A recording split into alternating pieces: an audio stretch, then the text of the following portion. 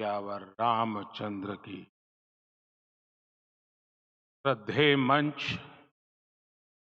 सभी संत एवं ऋषिगण,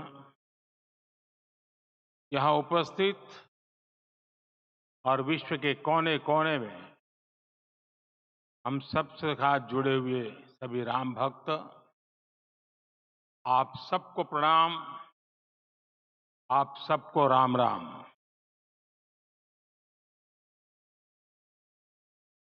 आज हमारे राम आ गए।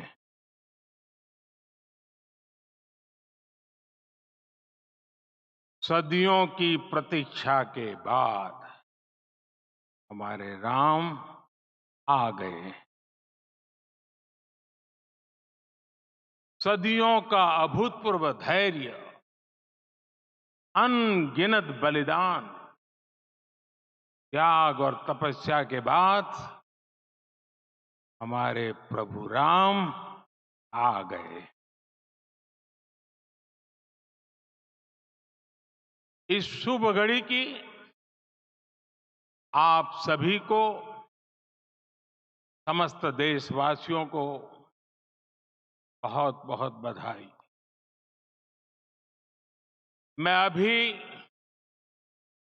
गर्भगृह में ईश्वरीय चेतना का साक्षी बनकर आपके सामने उपस्थित हुआ हूं।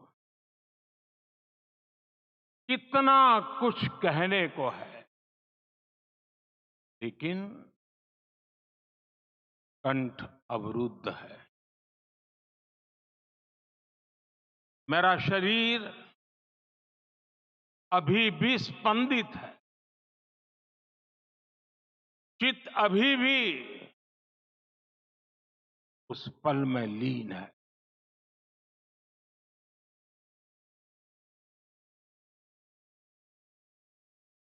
अरे रामलला टेंट में नहीं रहेंगे।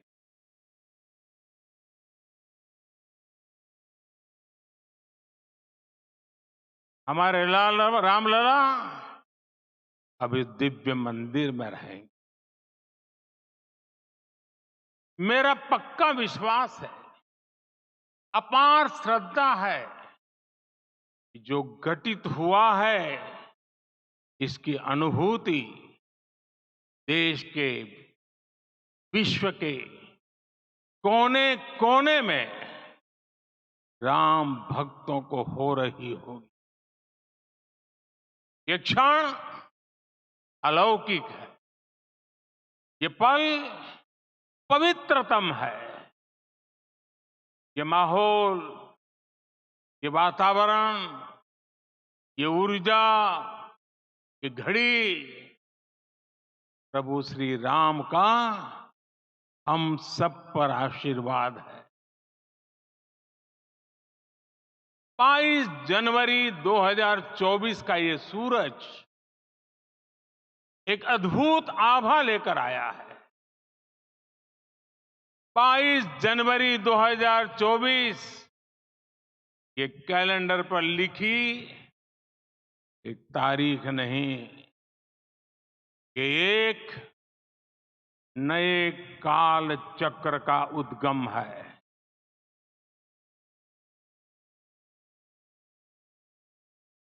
राम मंदिर के भूमि पूजन के बाद से प्रतिदिन पूरे देश में उमंग और उत्साह बढ़ता ही जा रहा है। निर्माण कार्य देख देशवासियों में हर दिन एक नया विश्वास पैदा हो रहा था। आज हमें सदियों के उस धैर्य की धरोहर मिली है। आज हमें राम का मंदिर मिला है। गुलामी की मानसिकता को तोड़कर उठ खड़ा हो राष्ट्र। अतीत के हर दंश से हौसला लेता हुआ राष्ट्र। ऐसे ही नव इतिहास का सृजन करता है। आज से 1000 साल बाद भी लोग आज की इस तारीख की, आज के इस पल की चर्चा करेंगे। और ये कितनी बड़ी राम कृपा है कि हम सब इस पल को जी रहे हैं, इसे साक्षात घटित होते देख रहे। आज दिन दिशाएं, दिग दिगंत सब दिव्यता से परिपूर्ण है। ये समय सामान्य समय नहीं है। ये काल के चक्र पर सर्वकालिक शाही से अंकित हो रही अमिट स्मृति रेखाएं हैं। साथियों, हम सब जानते हैं कि जहां राम का काम होता है, वहां पवन पुत्र हनुमान अवश्य विराजमान हो। इसलिए मैं राम भक्त हनुमान और हनुमान गढ़ी को भी प्रणाम करता हूं। मैं माता जानकी, लक्ष्मण जी, भरत, शत्रुघ्न सबको नमन करता हूं। मैं पावन अयोध्यापुरी और पावन सरयू को भी प्रणाम करता हूं। मैं इस पल दैवीय अनुभव कर रहा हूं, जिनके आशीर्वाद से महान कार्य पूरा हुआ। वे दिव्य आत्माएं, वे दैवीय विभूतियां भी इस समय हमारे आसपास उपस्थित है। मैं इन सभी दिव्य चेतनाओं को भी कृतज्ञता पूर्वक नमन करता हूं। मैं आज प्रभु श्री राम से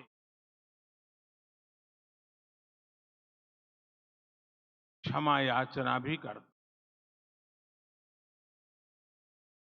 हमारे पुरुषार्थ, त्याग, क्या मैं कुछ तो कमी रह गई हो। हम इतनी सदियों तक कार्य कर नहीं पाए। आज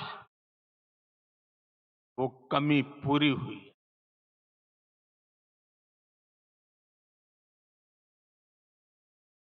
मुझे विश्वास है प्रभु राम आज हमें अवश्य क्षमा करे। मेरे प्यारे देशवासियों, त्रेता में राम आगमन पर पूज्य संत तुलसीदास जी ने लिखा है, प्रभु बिलो की हर से पुरबासी, जनित वियोग विपत्ति समनासी। अर्थात प्रभु का आगमन देकर ही सब अयोध्यावासी, समग्र देशवासी हर्ष से भर गए। लंबे वियोग से जो आपत्ति आई थी, का अंत हो गया। उस कालखंड में तो वो वियोग केवल 14 वर्षों का था। तब भी इतना असह्य था। इस युग में तो अयोध्या और देशवासियों ने सैकड़ों वर्षों का वियोग सहा है। हमारी कई कई पीढ़ियों ने वियोग सहा है। भारत के तो संविधान में उसकी पहली प्रति में भगवान राम विराजमान है। संविधान के अस्तित्व में आने के बाद भी दशकों तक प्रभु श्री राम के अस्तित्व को लेकर कानूनी लड़ाई चली। मैं आभार व्यक्त करूंगा भारत की न्यायपालिका का, जिसने न्याय की लाज रख ली।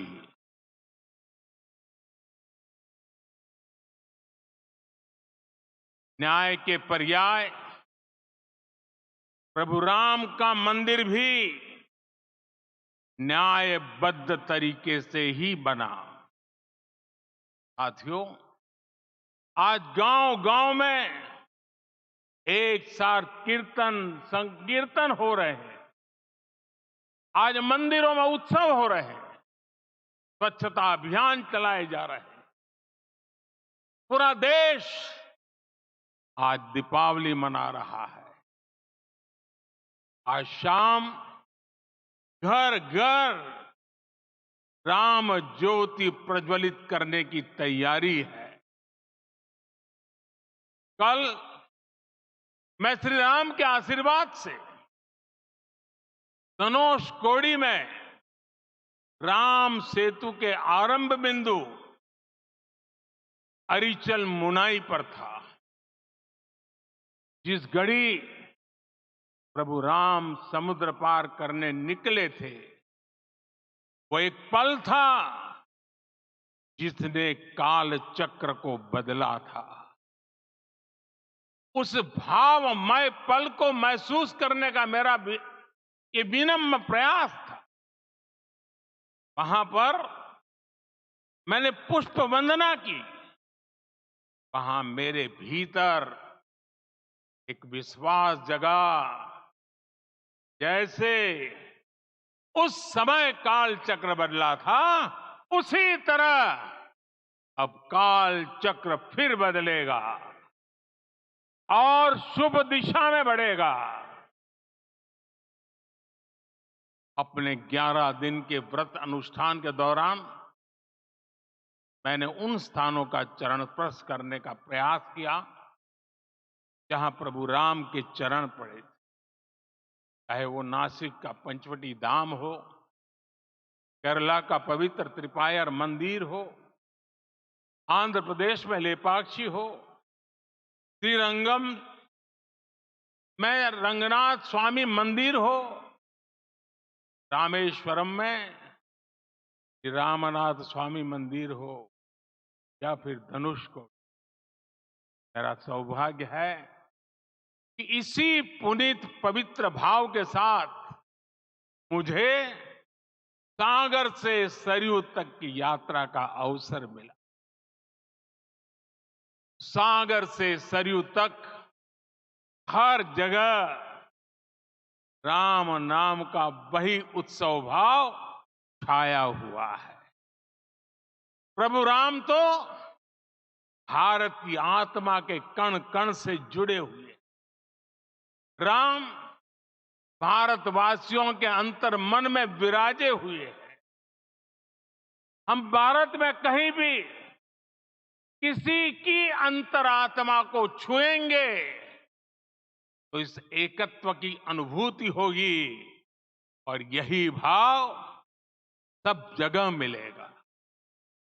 इससे उत्कृष्ट, इससे अधिक देश को समायोजित करने वाला सूत्र और क्या हो सकता है।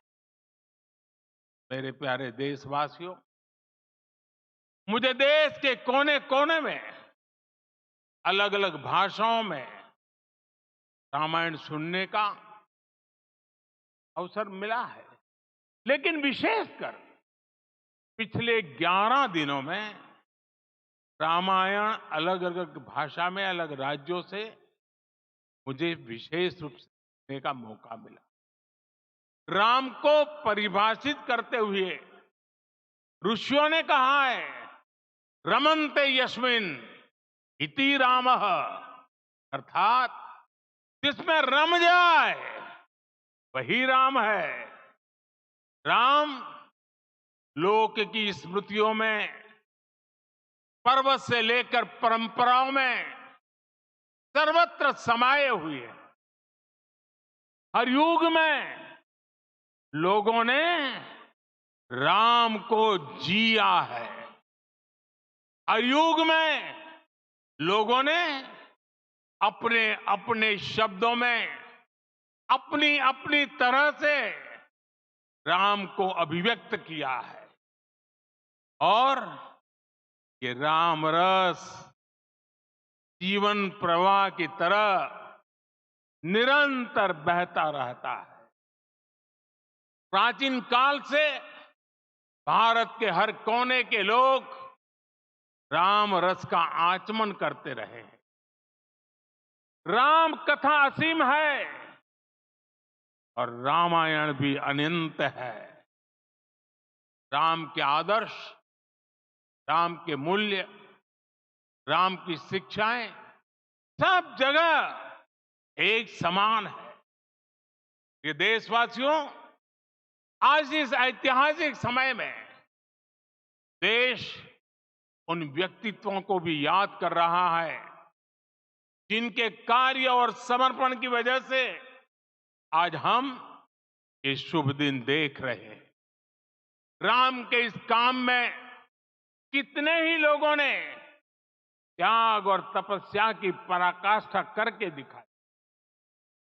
उन अनगिनत राम भक्तों के, उन अनगिनत कार सेवकों के और उन अनगिनत संत महात्माओं के हम सब ऋणी हैं।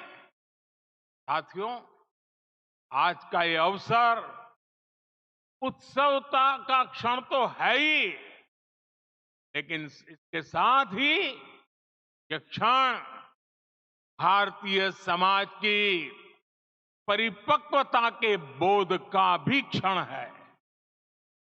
हमारे लिए ये अवसर सिर्फ विजय का नहीं, विनय का भी है। दुनिया का इतिहास साक्षी है कि कई राष्ट्र अपने ही इतिहास में उलझ जाते हैं। ऐसे देशों ने जब भी अपने इतिहास की उलझी हुई गांठों को खोलने का प्रयास किया, उन्हें सफलता पाने में बहुत कठिनाई आई, बल्कि कई बार तो पहले से ज्यादा मुश्किल परिस्थितियां बन गई।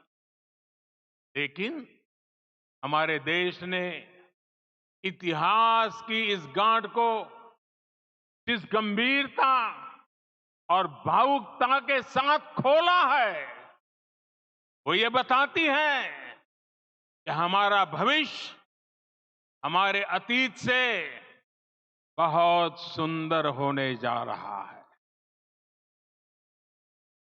वो भी एक समय था जब कुछ लोग कहते थे, राम मंदिर बना, आग लग जाएगी। ऐसे लोग भारत के सामाजिक भाव की पवित्रता को नहीं जान पाए। रामलला के इस मंदिर का निर्माण भारतीय समाज के शांति, धैर्य, आपसी सद्भाव और समन्वय का भी प्रतीक है। हम देख रहे हैं कि निर्माण किसी आग को नहीं, बल्कि ऊर्जा को जन्म दे रहा है। राम मंदिर समाज के हर वर्ग को एक उज्जवल भविष्य के पथ पर बढ़ने की प्रेरणा लेकर आया है। मैं आज उन लोगों से आह्वान करूंगा, आइए आप महसूस कीजिए, अपनी सोच पर पुनर्विचार कीजिए। राम आग नहीं है, राम ऊर्जा है। राम विवाद नहीं, राम समाधान है। राम सिर्फ हमारे नहीं है, राम तो सबके हैं। राम वर्तमान नहीं, सिर्फ वर्तमान ही नहीं, राम अनंत काल है। साथियों, आज जिस तरह राम मंदिर प्राण प्रतिष्ठा के इस आयोजन से पूरा विश्व जुड़ा हुआ है, वह राम की सर्वव्यापकता के दर्शन हो रहे हैं। जैसा उत्सव भारत में है, वैसा ही अनेक देशों में है। आज अयोध्या का यह उत्सव रामायण की उन वैश्विक परंपराओं का भी उत्सव बना है। रामलला की ये प्रतिष्ठा वसुधैव कुटुंबकम के विचार की भी प्रतिष्ठा। साथियों, आज अयोध्या में केवल श्री राम के विग्रह रूप की प्राण प्रतिष्ठा नहीं हुई है, ये श्री राम के रूप में साक्षात भारतीय संस्कृति के प्रति अटूट विश्वास की भी प्राण प्रतिष्ठा है। ये साक्षात मानवीय मूल्यों और सर्वोच्च आदर्शों की भी प्राण प्रतिष्ठा है। इन मूल्यों की, इन आदर्शों की आवश्यकता आज संपूर्ण विश्व को है। सर्वे भवन्तु सुखिनः, ये संकल्प हम सदियों से दोहराते आए हैं। आज उसी संकल्प को राम मंदिर के रूप में साक्षात आकार मिला है। ये मंदिर मात्र एक देव मंदिर नहीं है, ये भारत की दृष्टि का, भारत के दर्शन का, भारत के दिग्दर्शन का मंदिर। ये राम के रूप में राष्ट्र चेतना का मंदिर है। राम भारत की आस्था है, राम भारत का आधार है, राम भारत का विचार है, राम भारत का विधान है, राम भारत की चेतना है, राम भारत का चिंतन है, राम भारत की प्रतिष्ठा है, राम भारत का प्रताप है, राम प्रवाह है, राम प्रभाव है, राम नेति भी है, राम नीति भी है, राम नित्यता भी है, राम निरंतरता भी है, राम विभु है, विशद है, राम व्यापक है, विश्व है, विश्वात्मा है। और इसलिए जब राम की प्रतिष्ठा होती है, का प्रभाव वर्षों या शताब्दियों तक ही नहीं होता, उसका प्रभाव हजारों वर्षों के लिए होता है। महर्षि वाल्मीकि ने कहा है, राज्यम 10 सहस्त्राणि प्राप्य वर्षाणि राघव, अर्थात राम 10,000 वर्षों के लिए राज्य पर प्रतिष्ठित हुए, यानी हजारों वर्षों के लिए राम राज्य स्थापित हुआ। जब त्रेता में राम आए थे, तब हजारों वर्षों के लिए राम राज्य की स्थापना हुई। हजारों वर्षों तक राम विश्व पथ प्रदर्शन करते रहे थे। और इसलिए मेरे प्यारे देशवासियों, आज अयोध्या भूमि हम सभी से, प्रत्येक राम भक्त से, प्रत्येक भारतीय से कुछ सवाल कर रही है। श्री राम का भव्य मंदिर तो बन गया, आगे क्या? सदियों का इंतजार तो खत्म हो गया, अब आगे क्या? आज के इस अवसर पर जो दैवीय आत्माएं हमें आशीर्वाद देने के लिए उपस्थित हुई हैं, हमें देख रही हैं, उन्हें क्या हम ऐसे ही विदा करेंगे? नहीं, कदापि नहीं। आज मैं पूरे पवित्र मन से महसूस कर रहा हूं। काल चक्र बदल रहा है। ये सुखद संयोग है कि हमारी पीढ़ी को एक कालजयी पथ के शिल्पकार के रूप में चुना गया है। 1000 वर्ष बाद की पीढ़ी राष्ट्र निर्माण के हमारे आज के कार्यों को याद करेगी।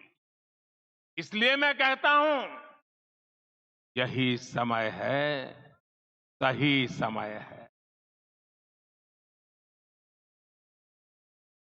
हमें आज से, इस पवित्र समय से, अगले 1000 साल के भारत की नींव रखनी है। मंदिर निर्माण से आगे बढ़कर अब हमें सभी देशवासी यहीं इस पल से समर्थ, सक्षम, भव्य, दिव्य भारत के निर्माण की सौगंध लेते हैं।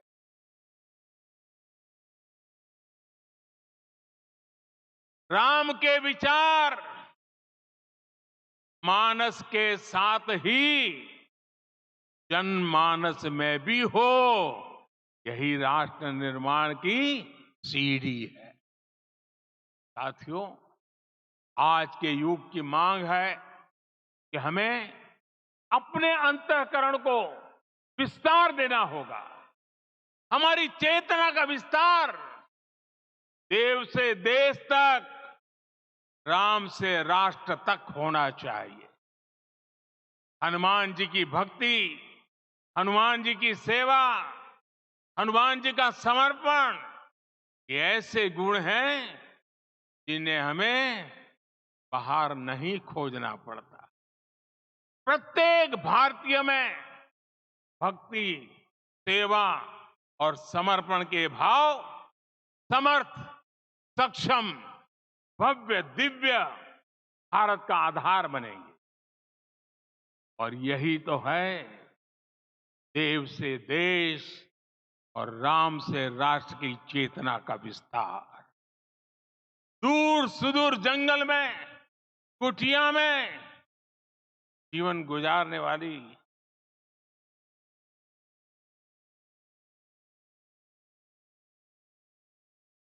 मेरी आदिवासी मां सबरी का ध्यान आते ही अप्रतिम विश्वास जागृत होता है।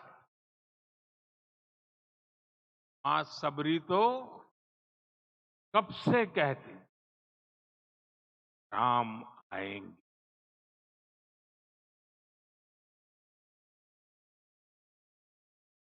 प्रत्येक भारतीय में जन्मा यही विश्वास समर्थ, सक्षम, भव्य भारत का आधार बनेगा। और यही तो है देव से देश और राम से राष्ट्र की चेतना का विस्तार। हम सब जानते हैं कि निषाद राज की मित्रता सभी बंधनों से परे है। निषाद राज का राम के प्रति सम्मोहन, प्रभु राम का निषाद राज के लिए अपनापन कितना मौलिक है। सब अपने हैं, सभी समान है। प्रत्येक भारतीय में अपनत्व की, बंधुत्व की ये भावना समर्थ, सक्षम, भव्य, दिव्य भारत का आधार बनेगी। और यही तो है देव से देश और राम से राष्ट्र की चेतना का विस्तार। साथियों, आज देश में निराशा के लिए रत्ती भर भी स्थान नहीं है। मैं तो बहुत सामान्य हूं, मैं तो बहुत छोटा हूं, अगर कोई ये सोचता है, उसे गिलहरी के योगदान को याद करना चाहिए।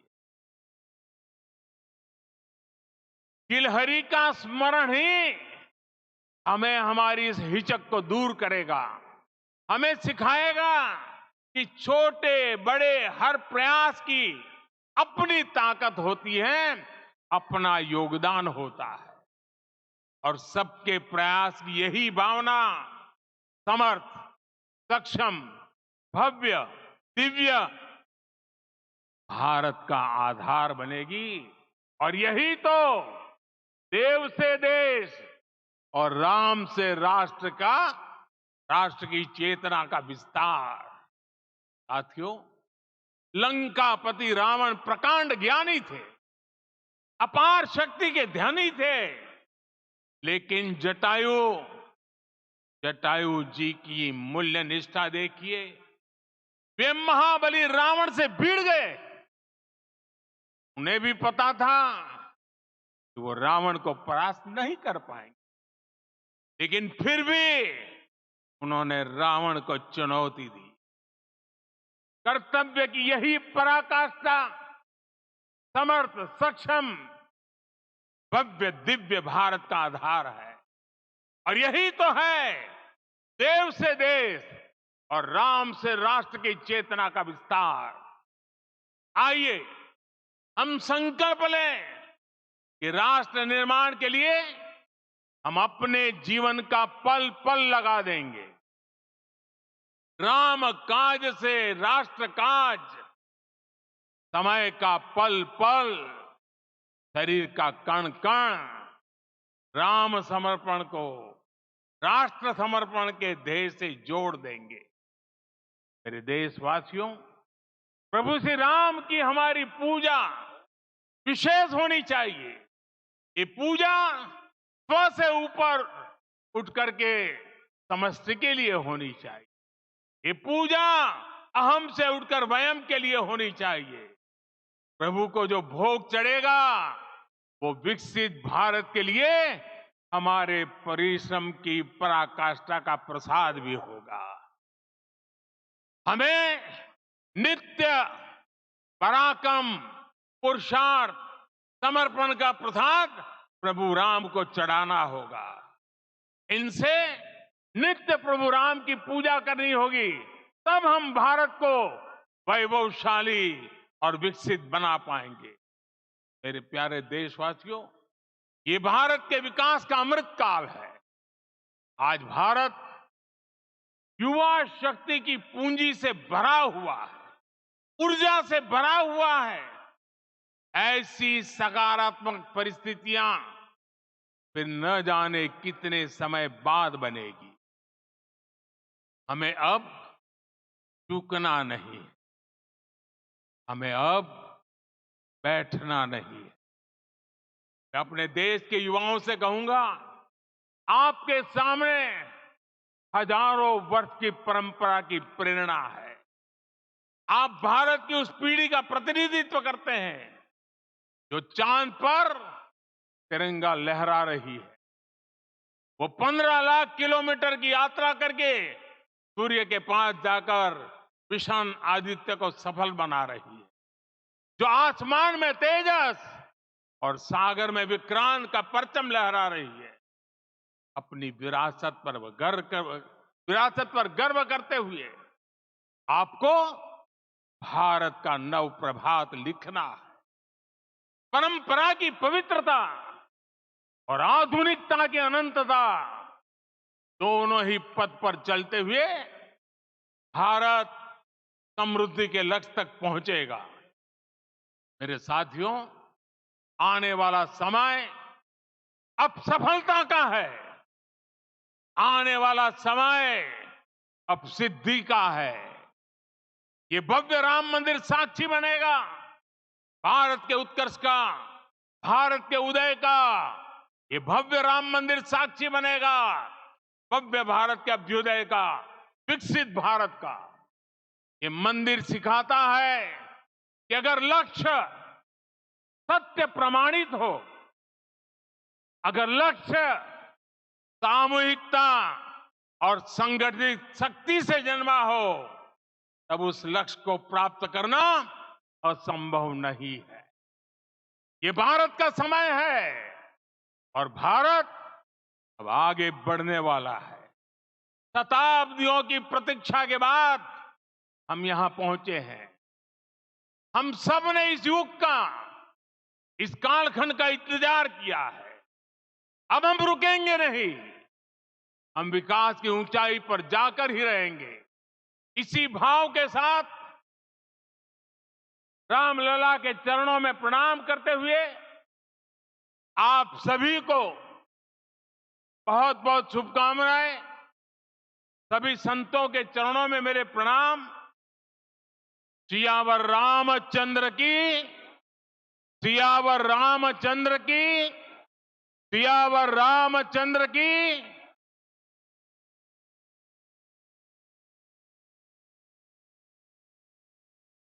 मैं आपसे निवेदन करूंगा, अभी थोड़ा आसन ग्रहण करिए।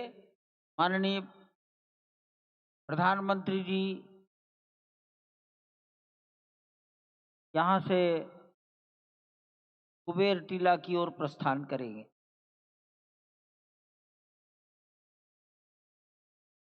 माननीय प्रधानमंत्री जी के यहाँ से स्थान से प्रस्थान के पश्चात